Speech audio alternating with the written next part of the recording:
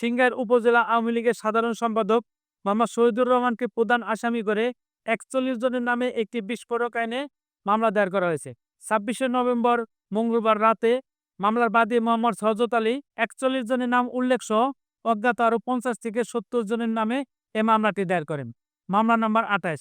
মামলার সূত্রে জানা যায়, মামলার বাদী উপজেলার তালেবপুর ইউনিয়ন স্বেচ্ছাসেবক দলের যুগ্ম আহ্বায়ক মোহাম্মদ হরজত আলী তার ইউনিয়ন বিএনপি সহ সকল অঙ্গ সংগঠনের নেতাকর্মীদের নিয়ে গত ২০২২ সালের ২৬শে মার্চ সকাল ৮টার দিকে মহান স্বাধীনতা দিবস উপলক্ষে দলীয় নেতাকর্মীদের সাথে নিয়ে উপজেলা চত্বরে যাওয়ার সময় পৌরসভার ৬ নং ওয়ার্ড ও সিংগাই পাইলট বালিকা উচ্চ বিদ্যালয় সড়কের আড্ডা ক্যাফের সামনে আসলে আওয়ামী লীগের সন্ত্রাসীরা উপজেলা আওয়ামী লীগের সাধারণ সম্পাদক শহীদুর রহমানের নেতৃত্বে দেশীয় বিভিন্ন ধরনের অস্ত্র দিয়ে হামলা করলে যে যার মতো ছুটাছুটি করতে থাকে। এক পর্যায়ে আসামিদ্বয় রামদা, লাঠি, কাতকরা, হাতবোমা ও ককটেল দিয়ে বিএনপি সহ সকল নেতাকর্মীদের উপর অতর্কিত হামলা করে। এছাড়া আরও উল্লেখ করা হয় যে উক্ত ঘটনার সেই সময়ে আইনের দ্বারস্থ হওয়াই পরিস্থিতি ছিল না।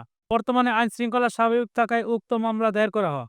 এ বিষয়ে সিংগাইর থানার অফিসার ইনচার্জ মোহাম্মদ জাহিদুল ইসলাম পিপিএম বলেন, বিস্ফোরক আইনে এ মামলা দায়ের করা হয়েছে।